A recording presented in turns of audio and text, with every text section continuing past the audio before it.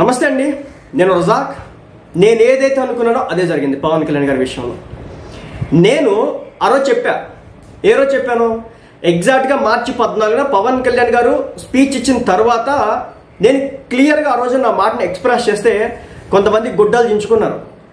Religious పరంగా ఓ పక్క TDP మాట్లాడదు, మరో పక్క వైసీపీ మాట్లాడదు, మీరు బహిరంగంగా మాట్లాడుతున్నారు, అనవసరపు విషయాలని స్పీచ్లోకి తీసుకొచ్చారు. సో ఆ రోజు నాకు స్పీచ్ నచ్చలేదని చెప్పిన తర్వాత కొంతమంది బాగా అఫెండ్ అయినారు, హట్ అయినారు అన్నమాట.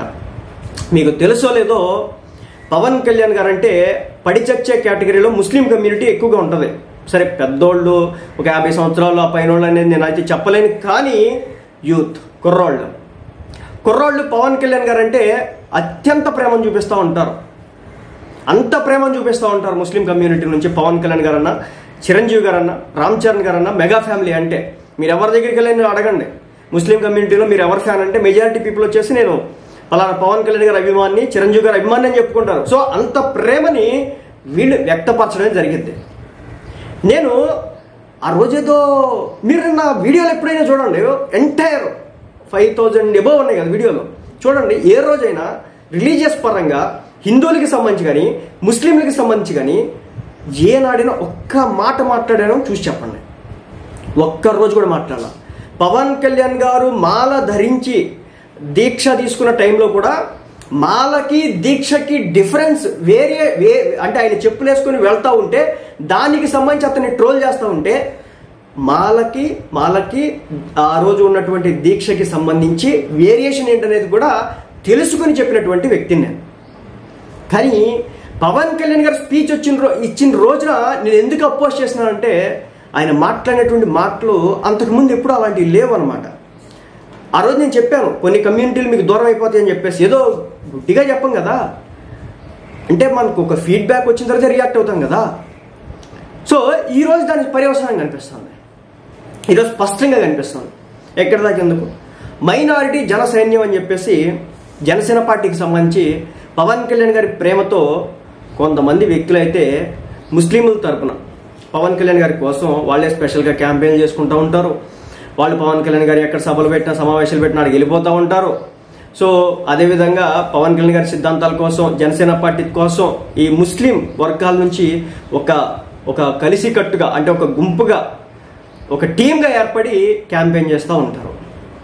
ఇందులో భాగంగా సోషల్ మీడియాలో మైనారిటీ జనసైన్యం MJS అని చెప్పేసి దాదాపు 14,900 ఫాలోవర్స్ని సంపాదించుకొని దాదాపు కొన్ని 2021 నుంచి పార్టీ కోసం యాక్టివ్గా పనిచేస్తున్నటువంటి టీం ఇది. నిన్న వక్ఫ్ బోర్డు బిల్లు తర్వాత పవన్ కళ్యాణ్ గారు జనసేన పార్టీ నుంచి వచ్చినటువంటి స్టేట్మెంట్ తర్వాత జరిగినటువంటి విషయం ఏంటో తెలుసా? వాళ్ళు ఒక పోస్ట్ పెట్టినారు, సైనింగ్ ఆఫ్, సమయం వచ్చినప్పుడు మళ్ళీ కలుద్దాం, థ్యాంక్ యూ ఆల్ అని చెప్పేసి పెట్టడం అయితే జరిగింది. ఎందుకు పెట్టినారు? అదే టీడీపీ పార్టీకి సంబంధించి ఒక్క ముస్లిం కూడా ఎందుకు రియాక్ట్ అవ్వలేదు? ఎందుకంటే వాళ్ళు అక్కడ పని చేసినప్పటికి కూడా, వాళ్ళ బిల్లుకి సపోర్ట్ ఇచ్చినప్పటికి కూడా అది ప్రపంచానికి కనిపించలా. గ్రౌండ్ లెవెల్లో ముస్లిం కమ్యూనిటీకి అది వెళ్ళట్లేదు. అంటే చంద్రబాబు నాయుడు గారు కానీ వక్ఫ్ బోర్డుకి వ్యతిరేకంగా ఉన్నానని చెప్పేసి ఒక్క మాట ఎక్కడ మాట్లాడాల. బిల్లుకి వాళ్ళ ఎంపీలు సపోర్ట్ చేసి ఉండొచ్చు కావచ్చు గాక, చెప్పలా. టీడీపీ పార్టీ దగ్గర నుంచి నిన్న పార్లమెంటరీ మెంబర్స్ ఎవరైతే ఉంటారో వాళ్ళకి ఒక లెటర్ వచ్చిందన్నమాట. ఆ లెటర్లో 4 పాయింట్లు ఉంటాయి. నేను వీడియోలో కూడా నేను చెప్పాను. ఆ 4 పాయింట్స్లో ఒకటే టాపిక్ ఉంటుంది. రేపు అంటే నిన్న ఏప్రిల్ 2న జరగబోయేటటువంటి ఏదైతే సమావేశం ఉంటుందో, లోక్సభ సమావేశం ఏదైతే ఉంటుందో దానికి సంబంధించి అందరూ కూడా హాజరవ్వమని చెప్పేసి ఉంటుంది తప్ప ఒక వక్ఫ్ బోర్డు అని కానీ, ముస్లిమ్స్ అని కానీ, బిల్ అని కానీ, ఉమీడ్ అని కానీ ఇలా ఒక్క దానికి సంబంధించి కూడా ఆ లెటర్లో ఉండదు. కానీ మన మేధావి, మన సనాతని ఏం చేసినాడు? ఒక్కసారిగా అసలు నా అంత ఉద్దండు లేడు, నా అంత గొప్పోడు లేడు, అసలు నేను మీకు ముస్లింలు వద్దా? మీకు ముస్లింలతో పని లేదా? మీ వెనకాల మీకోసం వీళ్ళు రావాల్సిన పని లేదా? మీరు ముస్లిం కమ్యూనిటీకి ఇచ్చేటటువంటి రెస్పెక్ట్ని బట్టే కదా మీ వెనకాల జరిగింది. మీరు మంగళగిరి పార్టీ ఆఫీస్లో కేవలం ముస్లింలని మాత్రమే పిలిపించుకొని సమావేశం పెట్టి మీకు ఎలాంటి కష్టకాలం వచ్చినా, మీకు ఏ ఇబ్బంది వచ్చినా నేను నిలబడతా అని చెప్పేసి లాస్ట్ ఎలక్షన్స్కి ముందు హామీ ఇచ్చినారు కదా. కానీ నిన్న వక్ఫ్ బోర్డు బిల్లు విషయంలో మీరు సపోర్ట్ చేస్తే చేసి ఉండవచ్చు. మిగిలిన రాజకీయ పార్టీలు ఎలా సపోర్ట్ చేసినాయి, మీరు ఎలా సపోర్ట్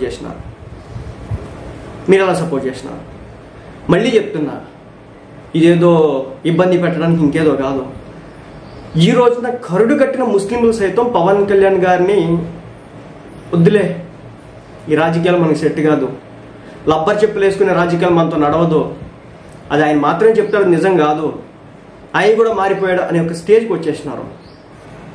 14,000 2021లో ఒక ట్విట్టర్ అకౌంట్లు, ఫేస్బుక్ అకౌంట్లు, అదేవిధంగా వాళ్ళు ఎక్కడెక్కడో ఉంటారు, ఏ దేశాల్లో ఉంటారు, వీళ్ళందరూ ముస్లింలు. సో వీళ్ళంతా కూడా యాక్టివిటీస్ పార్టీకి సంబంధించి ఇప్పుడు నిరంతరం ప్రజల్లో తీసుకెళ్లే ప్రయత్నం చేస్తుంటారు. ఎక్కడ సభలో సమావేశాలు పెట్టినా అక్కడికి వెళ్ళిపోతూ ఉంటారు. ఆ బ్యాచ్ నుంచి ఇలాంటి వ్యతిరేక సంబంధించినటువంటి ఒక పోస్ట్ వచ్చిందంటే మన టీడీపీ పార్టీ మీద ఎందుకు రాలా? వాళ్ళు సపోర్ట్ చేసినారు కదా, మీకంటే ఎక్కువ మెంబర్స్ ఉన్నారు కదా, దాదాపు 23 దాకా ఉన్నారు కదా, 23, 17, 23 ఎంత ఉందో మొత్తానికి అయితే ఉన్నారు కదా. మీకు 2 ఉన్నారు మహా అయితే. మీ 2 ఉన్న దానికి మీరు చేసింది అంతా, వాళ్ళు 20 మంది ఉంచుకుని కూడా వాళ్ళు చేసింది అంతా. అది రాజకీయం అంటే. ఇంకా ఎలా ఎదుగుతుంది ఈ పార్టీ? ఎవడు సపోర్ట్ చేస్తాడు ఈ పార్టీకి? మళ్ళీ చెప్తున్నా, నిన్న లెక్కలతో సహా చెప్పా, 10% ఓటింగ్ ఉంది ఆంధ్రప్రదేశ్లో. Muslim community voting 10%. ఆ ఒక్క 10% చాలు చాలా మంది ఫేక్ని తిరగజెప్పడానికి. దళితుల ఓట్ పర్సంటేజ్ ఉంది, ఎస్సీ ఎస్టీ కమ్యూనిటీలో ఓట్ పర్సంటేజ్ అధికంగా వెళ్తుంది. వాటిని దగ్గరికి తీసుకునే లేదు. బీజేపీతో సత్సంబంధాలు మెయింటైన్ ఎంతవరకు చేయాలో అంతవరకే చేస్తుంది టీడీపీ. కానీ జనసేన ఏం చేస్తుంది? ఎలాంటి రాజకీయం చేస్తుంది? నేను వార్న్ చేసిన, క్లియర్గా చెప్పిన, మార్పులు వస్తున్నాయి, దీనివల్ల మీకు దూరం అవుతారు, రాబో రోజుల్లో ముస్లిం కమ్యూనిటీ మీకు దూరం అవుతుంది అంటే ఒక్కొక్కళ్ళు గుడ్డలు దించుకున్నారు. ఇది పరిస్థితి. ఎక్కడ దాకా ఎందుకు?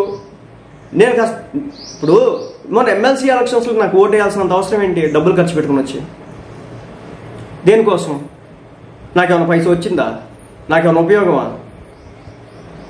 ఏం లేదు కదా. కానీ అయినా వచ్చినాం కదా, అయినా సపోర్ట్ చేసినాం కదా. పైపెచ్చు ఎమ్మెల్సీ ఎలక్షన్స్ కోసం ఏ విధంగా ఓట్లు వేయాలి, ఏ విధంగా గెలిపించాలని చెప్పేసి ఎవరైతే అభ్యర్థి నిలబడారో ఆయన కోసం ప్రచారాలు, దేనికోసం ఇదంతా మనం.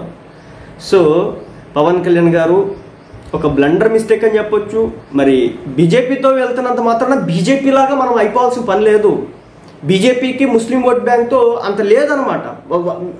మిమ్మల్ని చూసి ఓటేసినారు, టీడీపీని చూసి మొన్న ముస్లింలు ఓటేసినారు.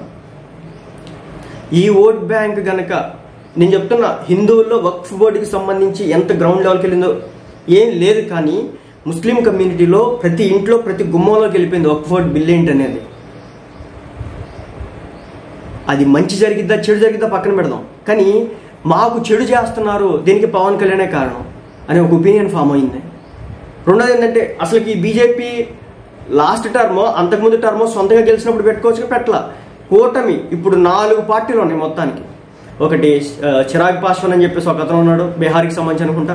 అదేవిధంగా నితీష్ కుమార్ ఉన్నాడు, అదేవిధంగా చంద్రబాబు నాయుడు, పవన్ కళ్యాణ్. సో వీళ్ళ ముగ్గురు, ఇంకొక అతను ఎవరు ఉన్నారు, వీళ్ళ 4 కారణంగానే ఈ బిల్ పాస్ అవడం అయితే జరిగింది. వీళ్ళు లేకపోతే ఆ బిల్ పాస్ కాదు. కేవలం పవన్ కళ్యాణ్ ఈ కూటమి కట్టడం కారణంగానే మాకు ఇంత అన్యాయం జరిగిందనేది ముస్లిం కమ్యూనిటీలోకి వెళ్ళినటువంటి మాట. మీరు ఓట్ బ్యాంక్ పాలిటిక్స్ అనొచ్చు, అదనొచ్చు, ఇదనొచ్చు, గుడ్డిగా నమ్మినటువంటి అభిమానులు కూడా దూరం చేసుకుంటున్నటువంటి పవన్ కళ్యాణ్, అంతకు మించి అయితే ఇంకోటి లేదు. సో దీనివల్ల భవిష్యత్తులో ఒకటైతే చెప్తా, ఈ దేశం నుంచి ఏ ఒక్క ముస్లింని పంపించలేరు, కలిసి ఉండాల్సిందే. సో బుజ్జగింపు రాజకీయాలు చేయాలంటే అవసరం లేదు. ఎలక్షన్స్ ముందేదో బుజ్జగింపు రాజకీయాలు చేసినారు, కాదనట్లేదు, కానీ బుజ్జగింపు రాజకీయాలు చేయాలంటే అవసరం లేదు. బట్ ఇలాంటి పనులు చేస్తే గుట్టిగా కూడా చేసుకోకుండా ప్రపంచం మొత్తానికి నేనే అన్నట్టు చేస్తే కనుక ఇలా నమ్మినటువంటి వ్యక్తులు, ఇలా మిమ్మల్ని గుడ్డిగా ఫాలో అయినటువంటి వ్యక్తులంతా కూడా దూరం అవడానికి అయితే అవకాశం ఉంది. మనకు ఓటింగ్ పర్సెంటేజ్ అంత ఉంది. రాబోయే రోజు అసలు నెక్స్ట్ ఎలక్షన్స్లో ఓటింగ్ ఎంత డౌన్ అయిపోద్ది తెలుసా? అది పరిస్థితి జనసేన ఉంది. మీరు అనుకుంటున్నారు జనసేన పార్టీ రేపు పొద్దున ఎదిగిపోద్ది, ముఖ్యమంత్రి ఇలాంటి రాజకీయాలు ఉంటాయి కానీ ముఖ్యమంత్రి కాదు కదా, ఆ పీఠం దగ్గర కూడా వెళ్ళినటువంటి పరిస్థితులు వస్తాయి. సో అదనమాట గ్రౌండ్ రియాలిటీ. అల్టిమేట్గా అయితే చెప్తున్నా, బిల్లు పాస్ చేస్తుంది బీజేపీ, కానీ ఇక్కడ అత్యంత దారుణమైన, బీజేపీకి ఆంధ్రాలో ఏం లేదు, దారుణమైన స్థాయిలో నెగిటివిటీ మూట కట్టుకుంది మాత్రం పవన్ కళ్యాణ్. దాంట్లో చంద్రబాబు నాయుడు గారు కూడా బిల్లుకి సపోర్ట్ చేసినప్పటికీ కూడా మేము చేసామన్న ఊసే ప్రపంచానికి చూపించుకోలేదు. వాళ్ళ టీవీ ఛానల్లో కూడా న్యూస్ లేదు. అంత అలాంటి రాజకీయం పవన్ కళ్యాణ్, ఇంత ఇమ్మెచ్యూర్ రాజకీయం. సో అది పరిస్థితి. నేను ఎప్పటి నుంచో చెప్తున్నా, మార్చి 14 సభ దగ్గర నుంచి నేను మాట్లాడుతున్నాను. రిలీజియస్ పరంగా రిలీజియస్ మ్యాటర్ ఎత్తకూడదు, 90% ఎత్తకూడదండి. ఎందుకంటే ప్రతి ఒక్కడికి మతం ఉంటుంది, అది లోన్ ఉంటుంది. బట్ మా మతం మేము హైలైట్ చేసుకుంటాం అన్నప్పుడు వేరే వాడు ఆటోమేటిక్గా మాకు ఒక మతం ఉంది మేము హైలైట్ చేసుకుంటాం. ఇప్పుడు ఫర్ ఎగ్జాంపుల్ ఇప్పుడు కమ్మ కమ్యూనిటీ ఉన్నారు, రెడ్డి కమ్యూనిటీ ఉన్నారు, కాపు కమ్యూనిటీ ఉన్నారు, ఇంకో కమ్యూనిటీ ఉన్నారు. సో కమ్మ కమ్యూనిటీ వాళ్ళు హైలైట్ అవుతున్నారంటే ఆటోమేటిక్గా రెడ్లకి హైలైట్ అవ్వాలనిపించింది, కాపులకి హైలైట్ అవ్వాలనిపించింది. సో ఆ విధంగా సనాతన ధర్మం అని ఒకే స్టాండ్ పెట్టుకోవచ్చు, తప్పలేదు, మీ మతం మీది మీరు పెట్టుకోవచ్చు. బట్ అది వేరే వాడు ట్రిగ్గర్ అయ్యేంతగా మనం చేసుకుంటే కనుక ఆటోమేటిక్గా దూరం వెళ్ళిపోతారు. చివరికి ఎలా వస్తుంది అంటే నా మతమే నాకు ముఖ్యం అనే స్టేజ్కి వచ్చేస్తారు పార్టీ కంటే కూడా. సో అక్కడ దాకా ఈరోజు జనసేన పార్టీ అయితే తీసుకెళ్ళి మరి తెలియజేసినారో నాకైతే తెలియదు. బట్ హ్యూజ్ లాస్ అనమాట జనసేన పార్టీకి ముస్లిం కమ్యూనిటీ నుంచి. గ్రౌండ్ లెవెల్లో తిరిగే కార్యకర్తలు కూడా చాలా దూరం అయిపోతున్నారు.